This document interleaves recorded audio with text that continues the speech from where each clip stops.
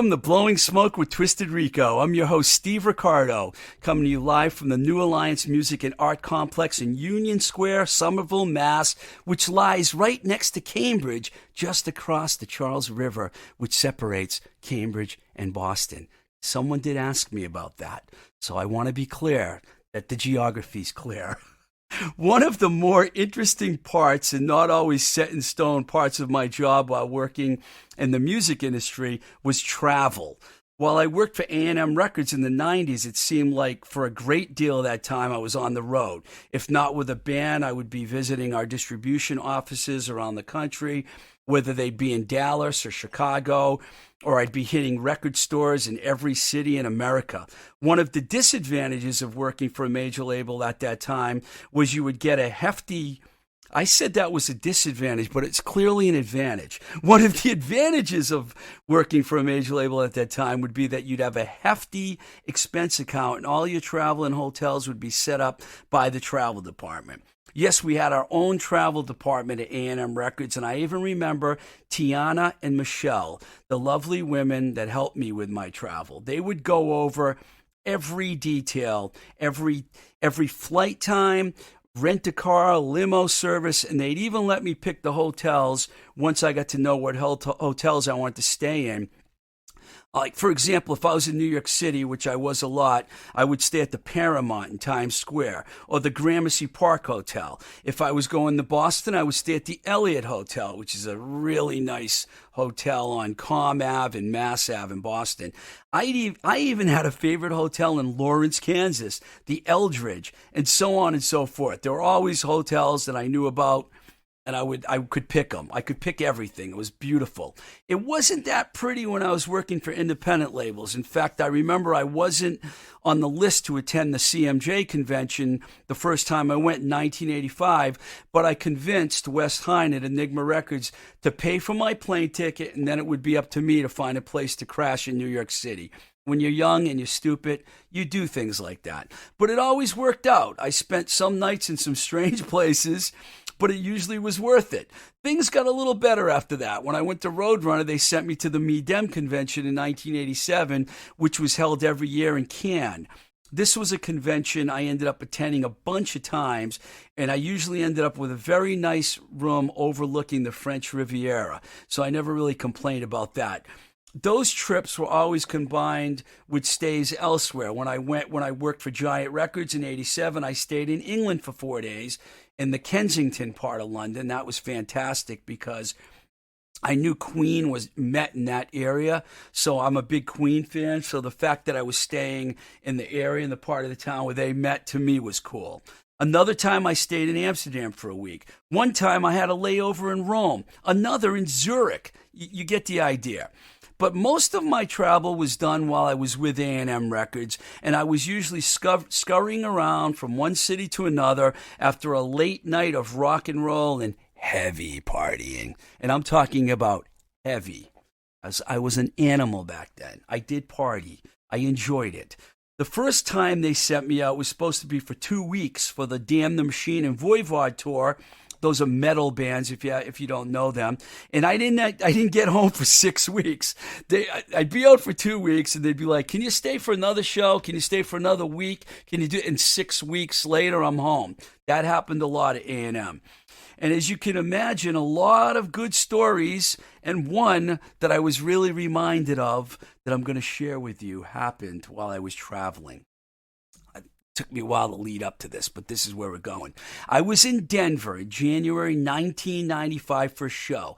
Fret Blanket, an English band who came to A&M through a deal with Polydor, was opening for Oingo Boingo. I don't know if you remember them. They were a big 80s band, and they started touring again in the 90s. I had an early morning flight the next day out of Denver. I had a rental car that I needed to return, as I often did, and I was running late, as I often was. Without paying much attention, I got on the highway, and I followed signs that said Denver International Airport.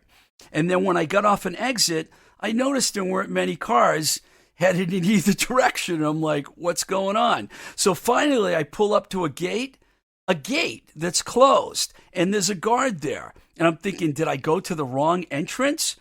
With only a little time to catch the flight, I asked the guard, who looked at me somewhat dumbfounded, how do I get into this airport?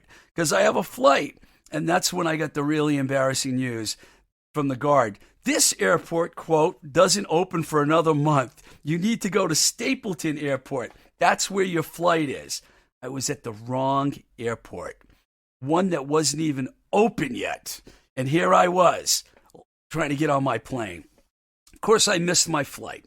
It wasn't the first time that happened, but it was easily the dumbest and most embarrassing blunder made. And I don't even think I was that hungover that time. So I can't explain it. I have a sidebar note that brought me to this story. My friend and spiritual advisor, as I like to call her, Heather, who now lives in Denver, remembered me telling her this story years ago and shared some related news with me from a Denver news station. Stapleton Airport, which was the airport I was supposed to go to, not the one that wasn't open, was named after a former mayor of Denver, who also had a whole entire neighborhood named after him. They tried to strip from him for years, the name. They tried to strip the name from the neighborhood and the airport for years because the mayor of Denver was a former member of the Ku Klux Klan. Finally, thanks to our great new young movement of social injustice, against social injustice, this finally just happened in June. Thanks to those people, and the airport has the section of town had to change their name. The airport's gone, so they didn't have to, but the section of town had to change their name, and that's what made me think of the Denver airport story. I'm just wondering what the hell took them so long to get rid of that guy's name, but that's what's going on right now, man, in the world. People are finally hip to this injustice, and they're changing things. Okay, let's hear a song. This is Talk is Cheap by The Charms.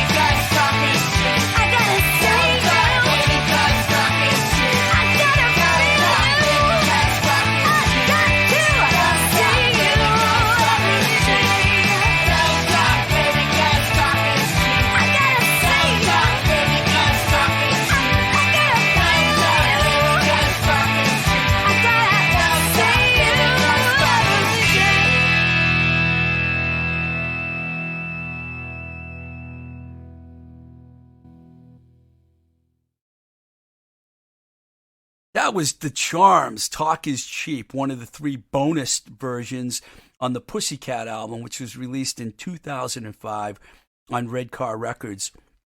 What was interesting about that is the legendary metal producer Bill Metoyer remixed this track and 2 other songs for the album, which added an interesting twist to the record. I met Bill while I was at Metal Blade Records, and I wanted to try something different. And when I mentioned it to the Charms, they're like, yeah, we could try that.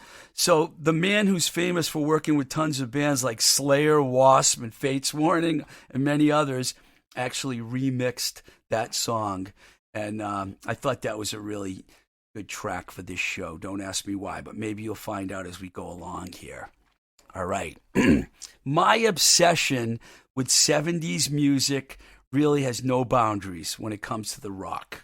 The Faces are one of those bands that has been known to occupy my time in considerable ways, whether it be listening to the records, watching old great live videos and documentaries, or simply just reading about the band. The whole story of the Faces actually goes beyond just the Faces. It would have to include the Small Faces, the Jeff Beck Group, and Rod Stewart and his band. When the great Steve Marriott left the Small Faces to start Humble Pie around the turn of the decade, 70s decade, the 3 remaining members, bassist Ronnie Lane, drummer Kenny Jones, and keyboardist Ian McLaughlin, opted to move forward as bandmates, and they were joined by the young singer Rod Stewart and bassist turned guitarist Ronnie Wood, and the Faces were born. Wood and Stewart had made 2 incredible records with the Jeff Beck Group, the incredible Truth album, which I could listen to every single day of my life, and the Beckola album. In a Rod Stewart documentary, which I found on YouTube that I recently watched, Stewart says that when Beck kicked Wood out of the band, that he followed Wood out the door. I never knew that Jeff Beck kicked Ronnie Wood out of the... I can't imagine Ronnie Wood getting kicked out of any band, but it was the great Jeff Beck, so anything's possible.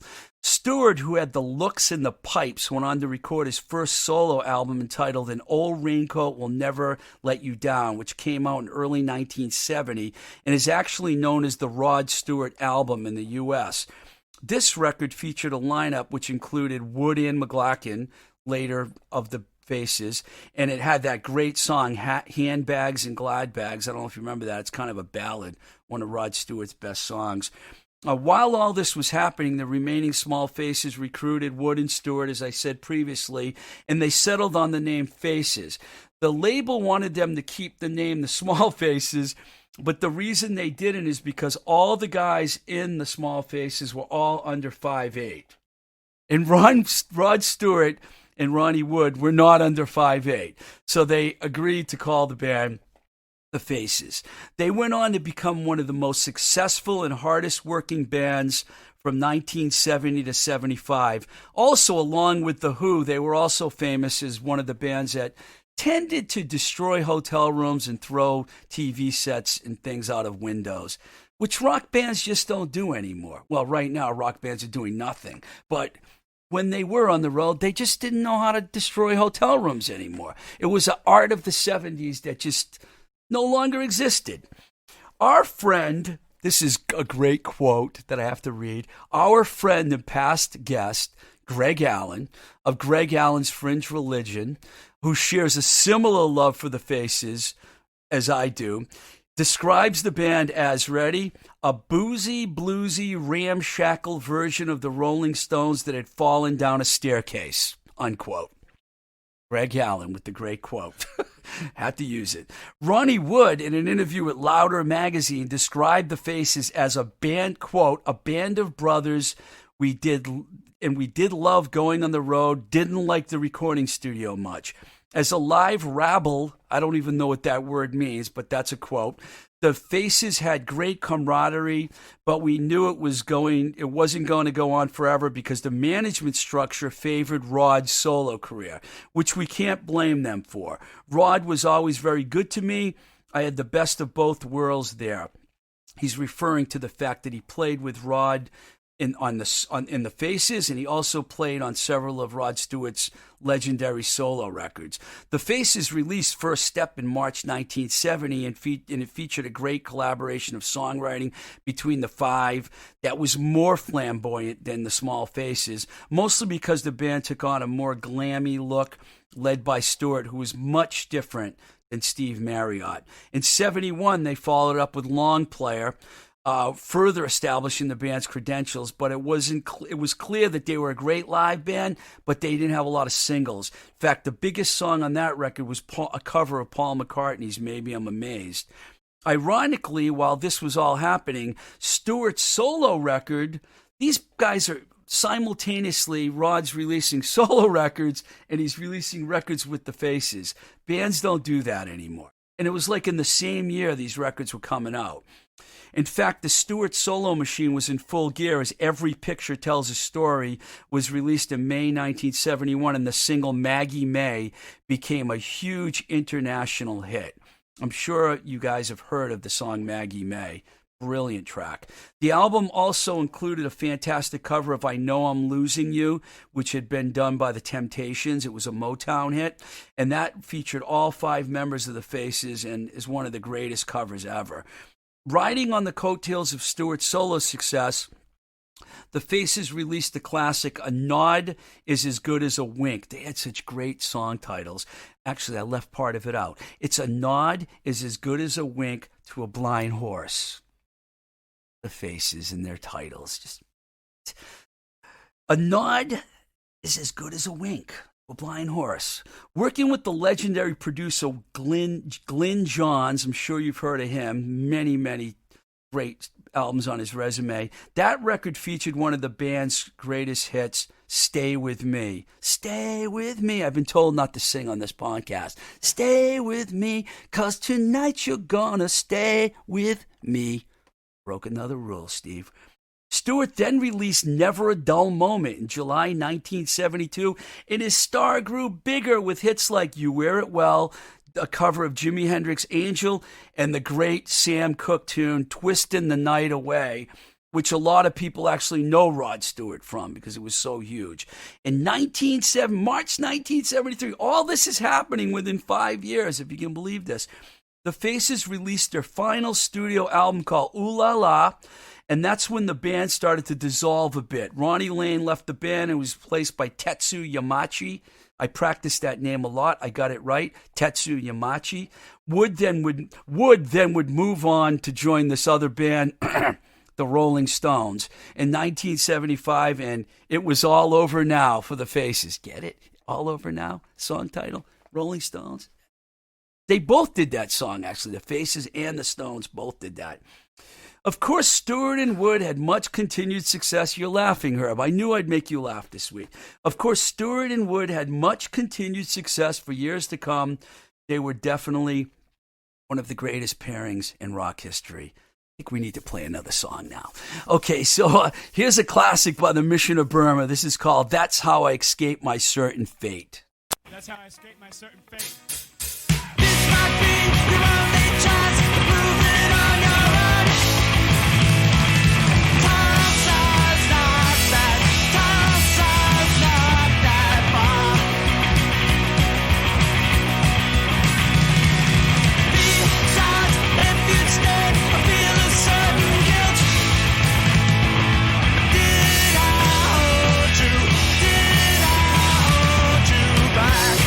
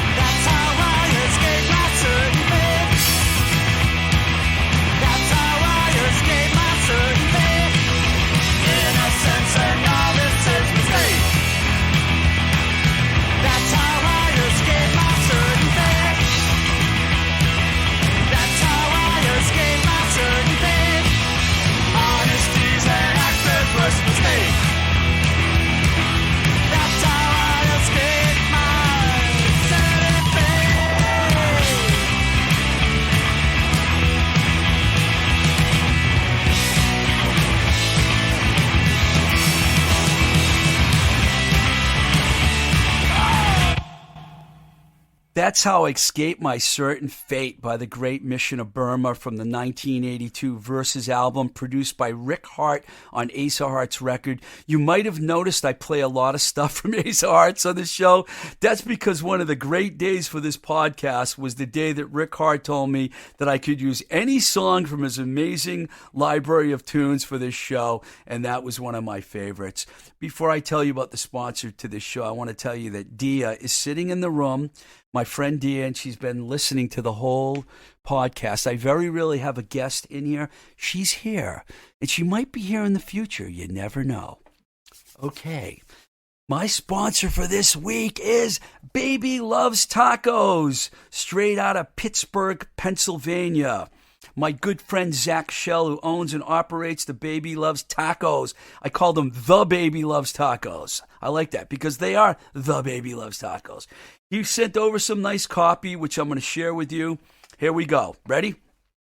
The team at Baby Loves Tacos is ready to serve you, masked, sanitized, and ready to slay fascists. Our contactless walk-up ordering and web ordering is just what the doctors and nurses ordered. Literally, you can order babylovestacos.square.site. You can order at babylovestacos.square.site.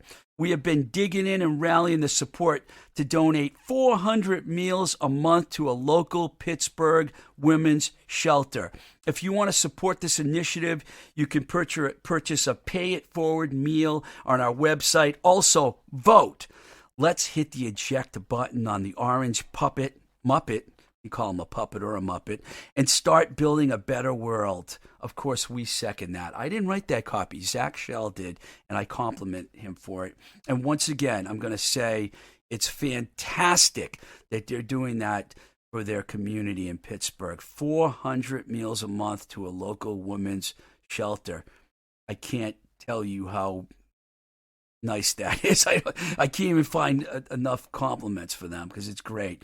Baby Loves Tacos has 2 Pittsburgh locations. The original spot at 4508 Liberty Ave in Bloomfield, right in the heart of Pittsburgh's Little Italy. That's right, a Mexican restaurant in Little Italy. And the newer BLT, Baby Loves Tacos, located at 524 Grant Ave in Millville, which is just over the 40th Street Bridge. If you know Pittsburgh, you know what I'm talking about. If you don't, and you are visiting Pittsburgh in the future, find Baby Loves Tacos. The burritos, the tacos, you can even get a quesadilla. You can get whatever you want. They're like the food is fantastic there. Tell them that Twisted Rico sent you, and say hi to Zach, Kat, Kaz, John. You know what to do. Also, if you're in a band, this is something I'm going to add that I didn't mention that the last show they sponsored. If you're in a band and you want to play in front of the Bloomfield store, drop me a line. I'll put you in touch with John Sandy, who reached out to me about having bands play right on the sidewalk in front of the store. Can't tell you how brilliant I think that is. Okay, one more little segment here before I go. We did this in a few other shows and people liked it, so I'm going to do it again here. These are some of our favorite Instagram accounts. I'm going to mention a few to you. The first one is at Chad, CHAD _ Cody, COT _ official. At Chad _ Cody official. Chad is one of my favorite photographers, not because he's based out of my hometown of Webster, Mass., but he's just brilliant. If you are a fan of the alt model world, you can check out some of Chad's Instagram photos, and you'll be blown away. He does have a website and an OnlyFans page also. And I was talking to him about getting him on the show in the future because I want to broaden our horizons here and get some interesting guests on other than music guests because we're expanding so much. The world wants us to expand. So we are going to get different kinds of people on the show. And you'll be hearing some surprises, maybe even seeing them too. I don't know if the camera's working. Number 2, we have at Cream Mag, CREEM Mag. Fantastic site. It's just keeping the memory of the great Cream magazine alive. I don't have to say much about that. They post photos of Lester Bangs and other legendary covers from their magazine. Next, we have at Cameron #1 Newton. That's right. That's the new quarterback of the New England Patriots. And if you know me, you know I'm not a Tom Brady fan. I never was, and I'm glad he's gone. See you, Tom. Welcome, Cam Newton. At Cameron1Newton. I'm sure my Boston friends and family are going to hate me for that, but it's the way it goes. Next, we have at Sydney Mailer, SYDNEY, Mailer, MALER. She's the co-host of the Sorry Mom podcast, one of my favorite podcasts. She's also a very, very attractive model. And her Instagram's fantastic. I recommend it. Another model. I like the models. At Born Flawed, BORN Flawed, FLAWED. It's my friend Sarah, who I met at Baby Loves Tacos that we were talking about before. Full circle. It all comes full circle. She was with a photographer when I met her, Dan Landoni. They came in a few times. I guess she was doing some work in Pittsburgh. We became friends, so I follow her on Instagram. She just got on a cover of a German magazine, and I apologize for not knowing the name of the magazine. But if you go to @BornFlawed, you'll see her lovely photo. Little warning, she's not wearing much clothing in the photo. But it's on Instagram, so, it's safe. And last but not least, these guys made my list before. Going to make it again. At SSD Control Official, where you can find some great historical perspective on the Boston hardcore scene from members of SSD and others, including Nancy Burrell, who's Al Burrell, the guitar player's wife. She runs the site. She has great stories, too. She's like one of the original hardcore women. And she was also, I believe, Teacher of the Year in Massachusetts, if you can believe that. I'll have to get more. I want to get Nancy on the show, so we'll get more info from her. I think we covered a lot of ground in this show, and that was my intention. So before leaving, I want to thank our engineer, Dorchester's own, say it right, Steve, Dorchester's own Herb Morsiglio. Ow! There he is. And also our patrons, whose monthly contributions keep the Blowing Smoke with Twisted Rico podcast going. Ready? Kevin, Ellie, Maria, Chris W., Heather, Sue K., Matt, Chris P., Dave, Maria. I mentioned Maria twice. She's my sister. Okay, yeah, my sister's one of my sponsors. You got a problem with that? Love you, Maria. Brian, Benjamin, Lee, Chad, Christopher, and Kim.